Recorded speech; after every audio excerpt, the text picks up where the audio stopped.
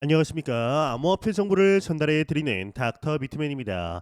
네, 현재 시장의 분위기가 나쁘지 않습니다. 비트코인 또한 10만 달러를 훌쩍 다시금 뛰어넘으면서 단기 전고점 돌파에 대한 기대감도 높아지고 있는데요. 여기에 리플, XRP 역시 어제의 상승분을 잘 방어하며 원화 기준 5천 원을 돌파하기 위해 안간힘을 쓰고 있습니다. 일단 먼저 코인 마켓캡에서 메이저 탑10 코인들 가격 한번 살펴보도록 하겠습니다.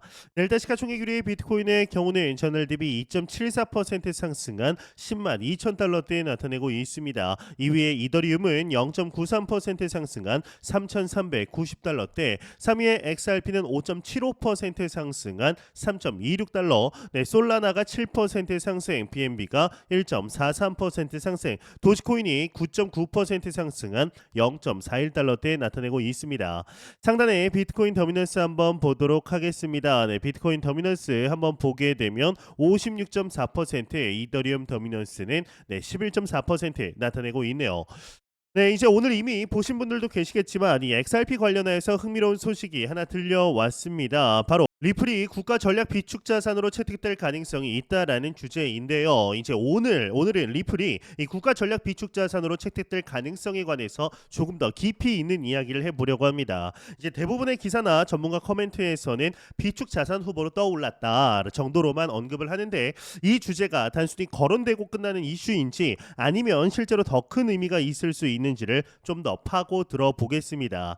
이 기사에서 보시다시피 미국 정부가 암호화폐를 전략적 비축 자산으로 삼을 수 있다라고 언급했다라는 소식이 전해졌고, 그 후보에 XRP가 포함되었다라는 점이 많은 이들에게 신선한 충격을 주었습니다. 우선 국가 전략 비축 자산이란 게 무엇인지부터 짚어볼 필요가 있을 것 같습니다. 이 보통 금이나 석유 같은 국가 운영의 필수적인 자원을 의미하는데, 21세기 들어서는 사이버 안보, 데이터, 첨단 기술 등이 국가 경쟁력의 핵심으로 부상하고 있죠. 이런 흐름에서 디지털 시대의 금을 꿈꾸는 암호화폐가 전략 비축 자산으로 거론되는 건 어찌 보면 자연스러운 결과입니다. 이 가운데 리플 XRP가 후보로 언급된다라는 것은 단순히 가격 상승 기대감만을 뜻하는 것이 아니라 이 국가 차원에서 암호화폐 활용 가능성을 주시하고 있다라는 점에서 의미가 있습니다.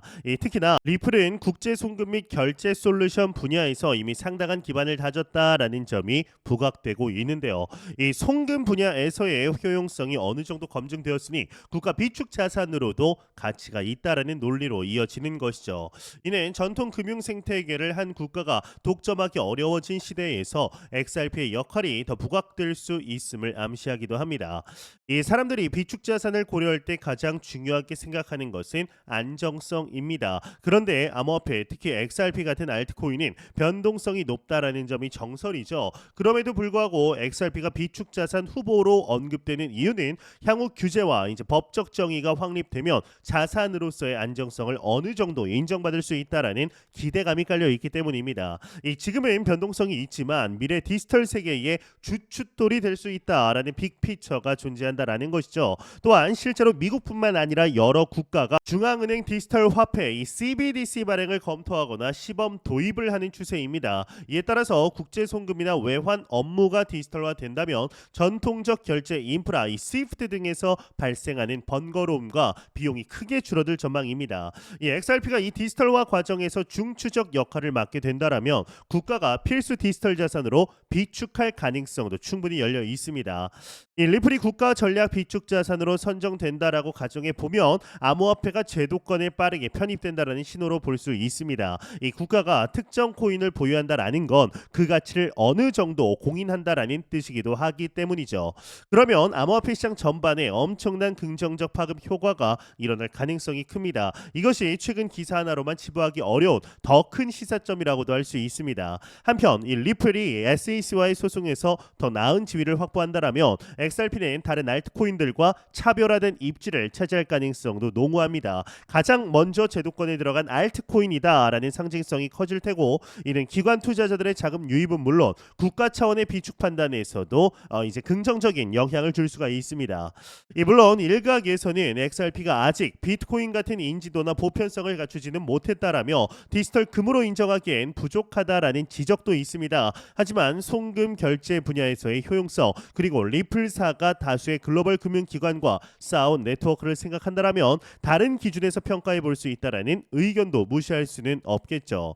그렇다면 XRP가 한국에서 국가 전략 비축 자산으로 채택될 가능성은 어떨까요? 아직 국내에서는 암호화폐에 대한 제도적 틀과 규제가 확실히 잡혀 있지 않지만 미국이나 EU 등 선진국의 움직임을 주시하며 대응하고 있습니다. 금융 당국도 디지털 자산 법 제도를 꾸준히 마련하고 있으니 만약 미국이나 G7 국가 일부가 암호화폐 비축에 나선다라면 한국도 이를 전혀 고려하지 않을 가능성은 굉장히 낮아 보입니다. 이처럼 XRP의 국가 전략 비축 가능성은 암호화폐 시장이 어떻게 제도권에 편입되고 각국 정부가 어떠한 스탠스를 취할지와 직결됩니다. 따라서 XRP가 국가 비축 자산이 될 수 있다라는 뉴스가 단순 호재를 넘어서 전 세계가 디지털 화폐의 필요성을 자각하기 시작했다라는 상징으로 해석될 수 있다라고 보는데요. 지금은 가능성 수준이지만 이미 우리 주변에 성큼 다가온 미래의 한 단면을 보여주는 단서이기도 하겠죠. 이제 이에 설마 국가가 암호화폐를 비축하겠어라는 회의적인 시선도 분명히 있을 겁니다. 하지만 불과 몇 년 전만 하더라도 이 비트코인 ETF 승인조차 어렵다라고 했던 것을 떠올려 본다면 규제와 제도는 예상을 뛰어넘는 속도로 변하고 있습니다. 심지어 미국 정부가 압수한 암호화폐를 어떻게 처분할지 또는 추가 보유할 수 있을지 논의도 실제로 진행 중입니다. 이런 흐름을 종합하면은 XRP에 대한 국가 차원의 비축 가능성은 결코 공상만은 아니다라는 생각이 드는데요. 그러나 이제 이 기사에 대해서 이 내용에 대해서 데이비드 베일리 비트코인 매거진 대표가 X를 통해서 가짜 뉴스라고 일축하기도 했습니다. 이 데이비드 베일리는 과거 트럼프 대선 캠프에서 암호화폐 보좌관을 지낸 바 있는데요. 이제 그는 뉴욕 포스트 기사를 공유하면서 가짜 뉴스라고 밝히고 심지어 XRP는 카말라 해리스 코인이라고 부르는 게 좋겠다라고 꼬집기도 했습니다. 이는 리플사의 CEO 이 브래드 갈링하우스가 해리스 대선 캠프에도 후원금을 낸 적이 있다라는 사실을 빗댄 것으로 보이는데, 이렇듯 미국 내에서도 트럼프가 과연 비트코인을 전략적 비축 자산으로 삼을 의사가 있는지 혹은 솔라나 XRP 등 미국 기반 코인을 우선시하려 하는지가 엇갈리면서 아직은 정보가 혼재된 상태입니다. 한편 웨일와이어의 야곱킹의 경우는 트럼프가 비트코인을 받아들이리라는 기대를 하는 것은 지나친 희망이었다라며 트럼프가 오히려 XRP 같은 미국 암호화폐 회사 지원에 집중할 가능성을 언급하기도 했습니다. 이처럼 정치권 이슈와도 맞물려서 XRP가 국가 전략 비축 자산으로 채택될지 여부는 더 복잡해진 모습인데요. 앞으로도 어떤 방향으로 정책과 제도가 전개될지를 주목해야 할 것 같습니다. 결국 XRP가 국가 전략 비축 자산으로 실제 채택될지는 아직 불확실합니다. 다만 이 가능성이 언급되고 어피 안팎에서 진지하게 논의되고 있다라는 점만으로도 시사하는 바는 굉장히 큽니다. 지금 이 순간에도 암호화폐 규제와 제도는 시시각각 변하고 있고 금융기관과 정부의 시각도 매우 빠르게 달라지고 있습니다. 오늘 제가 전해드린 이야기가 여러분께 작은 인사이트가 되길 바라며 앞으로도 리플 XRP를 비롯한 암호화폐 관련 소식을 놓치지 않도록 채널을 구독해 주시면 감사하겠습니다. 여러분의 의견과 궁금증도 댓글로 남겨주세요. 함께 더 많은 숨은 의미를 찾아가 봅시다. 네, 제가 준비한 소식은 여기까지입니다. 영상이 도움이 되셨다면 구독과 좋아요 그리고 광고 한 편만 처음부터 끝까지 시청 부탁드립니다. 이 채널은 오직 광고 수익으로 운영이 되게 됩니다. 항상 영상 시청해 주시는 시청자분들 구독자분들 너무나 감사드립니다. 오늘 남은 시간 잘 마무리하시길 바라면서 저는 더욱 도움이 되는 영상으로 찾아뵙도록 하겠습니다. 지금까지 닥터 비트맨이었습니다. 감사합니다.